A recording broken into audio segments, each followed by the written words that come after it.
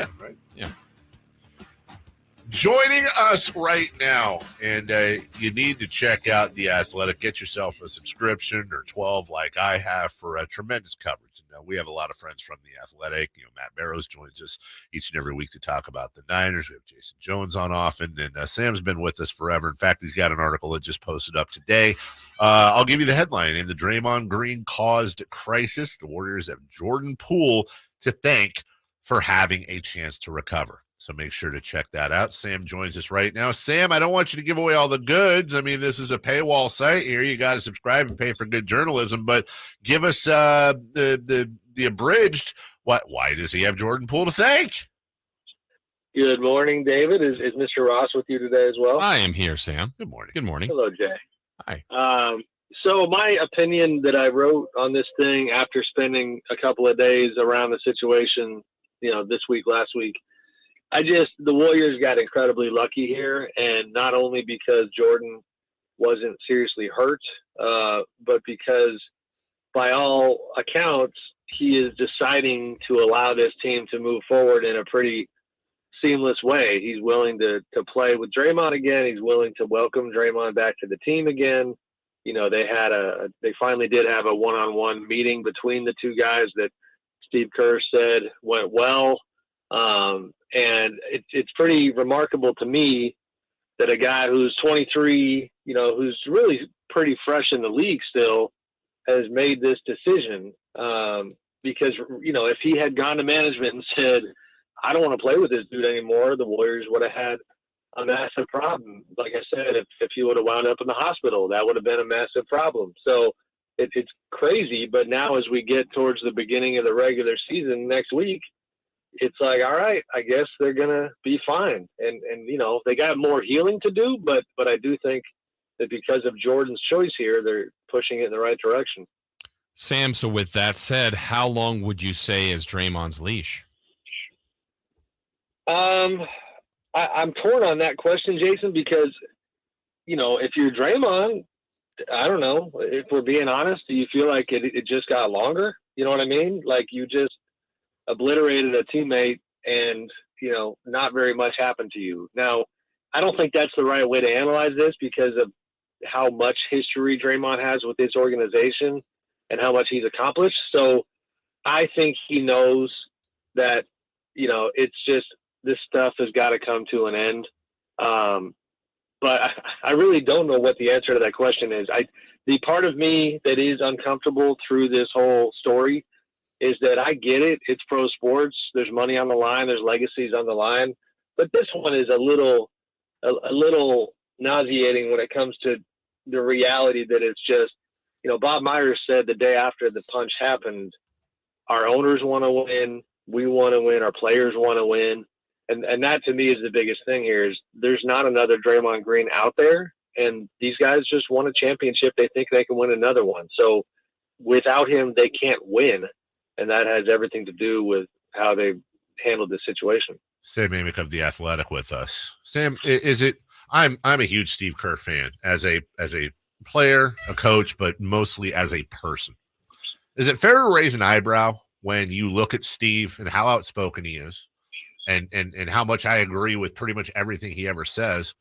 You got a guy who literally knocks out a player in practice who wasn't ready for it. And basically his punishment is he goes to Mexico for a couple of days, stays away from the team.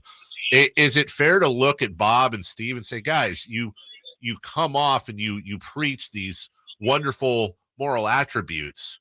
And in this case, you're basically saying, yeah, the guy can do it because he's Draymond. If he was Quinn Cook, he'd have been suspended for 20 games. And that's an incongruent morality clause there. Yeah, I do think it's fair to raise an eyebrow. And it's hard, like you said, you've got a high opinion of Steve. I have a high opinion of Steve and Bob and their whole group. I am impressed by, some people don't want to give a hat tip to their culture here. I'm probably not in that camp. I think their culture does have a lot to do with their ability to, for Jordan to be comfortable enough to make this decision because they have had the types of thoughtful, extensive conversations between all these different people that, in the absence of those conversations, they probably don't get this thing going in a more positive direction. But at face value, it is. I think the messaging is terrible, society-wise, and I think first couple of days, to be honest, guys, I was a little, like that was my opinion. But then you hear the narrative about how it's sports. Bro, get over it. Like, stop being a pansy. And I kind of I finally, and I wrote this, but it's like, you know what? Fine. I didn't play the game at the NBA level or a high level at all. But then you hear Raja Bell on his podcast describe what Draymond did as effing aggravated assault. Yep. You hear Steven Jackson, a guy with a pretty notorious history, talk about the fact that he never did this and he never would do this because you don't do that to your young teammates. And so I can't read Steve's mind. He to me is from a kind of psychological profile standpoint is a pretty interesting one on this topic because he was the guy who took a tough punch from Michael Jordan back in the day. So I don't know. Is Steve's perspective forever changed because of that? But the reality is that they did get lucky here. I read the entire John Feinstein book back in the day on the punch when Rudy Tomjanovich almost died from Kermit Washington's punch. That could have happened here. You got the Nikola Mirotic situation where his face was fractured by Bobby Portis. Although, to be fair to Bobby, that was a two-man fight where they were both, supposedly Mirotic started it, but it could have been a lot worse. And here we are. We are going to be talking about Warriors basketball again next week as if this didn't happen. I mean, I know this is a scenario that didn't happen here, Sam, but I keep thinking about if this was Draymond hitting Clay or Steph. My goodness. I mean, I just think the public outcry would even be more, and I think there's a significant public outcry. I just wonder, those two, I know may say they're good, but I think they're good until they're not. Isn't that always going to be bubbling underneath between these two? Yeah, it might be. I mean, every time I write, I have like a regret for another line that I wish I added in. And on this column, Jason, to you, I wish I would have thrown a line in that says, only Jordan knows if this is genuine forgiveness or a business decision, right? Because that's what we're going to learn. And I also hesitated, I chose not to. Readers don't love it when you make it about you, so I'm sensitive to that. But I almost threw a line in there about how, listen, again, didn't play the game at a high level, have been in fights. One in particular where somebody I cared about came at me in a way that shocked me. And I tell you what, that human component took me a very long time to get through, where you had one view of the person and then that happened. And then, you had to work through that. I think, even though it is sports and stuff happens, I got to imagine there's just no way Jordan's going to feel the same way about Draymond for a long time, if ever. Sam Amick joining us. And by the way, Sam and I were able to work through that. By the way, it was a weird night. That was a cheap shot. It was a cheap shot. I won't say who threw it. Sam, and how much of this is spotlight, magnifying glass, fishbowl? And this wasn't the same, but you were covering the team, I believe, when DeMarcus Cousins punched, I think it was Dante Green in the locker room, and there was the hullabaloo about that. But because it was the Kings, that was it. And DeMarcus and Dante, DeMarcus and Jason Thompson never really got along to begin with. No video. So, this does happen. You named off all kinds of examples, but seems like when it's the Warriors, it's times a billion. Yeah, I mean, it would have been times, maybe something just shy of a billion if they didn't pull off the pretty stunning championship last year. Yeah. But now, the national spotlight is going to be as bright as possible because they are the champions. And it does come with a different microscope. The video component obviously changes everything. I thought about the Dante Green situation in the course of covering this story. And I wondered, you guys remember the way that was described. I didn't get every intimate detail, but I think DeMarcus got him pretty good. Yeah.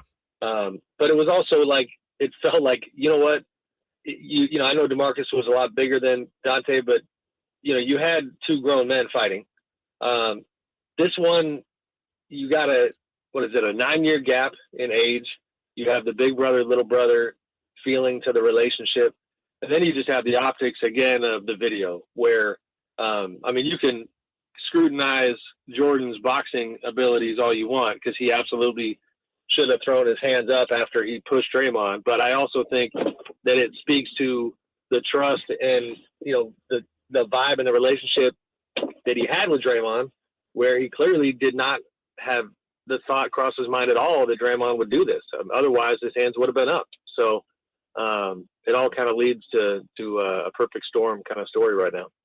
Sam Amick of The Athletic, I invite you to read his excellent article about the Draymond Green crisis with the Warriors, Jordan Poole, allowing them to recover. You can do that on The Athletic. Fantastic app, fantastic site, and I've enjoyed it for a year. Sam, appreciate you. Talk to you in a week, big boy. Thank you, guys. Be good. Take care. That is Sam Amick. One quick follow-up on that, too, that it's been talked about, maybe not that much. There's another little element to this story, too. I think that brings just one more wrinkle to it. Michigan State. There is just genuine. That's deep. That's hate. I didn't think of that. And I don't mean that's what started that. Yeah. But that Florida State, whatever it is, and just that there's an element to that too. That it's not why it happened, right? But I don't know. But maybe part of the trash talk. I got to go back and look and see who played who that weekend. Yeah. We'll take a break when we come back.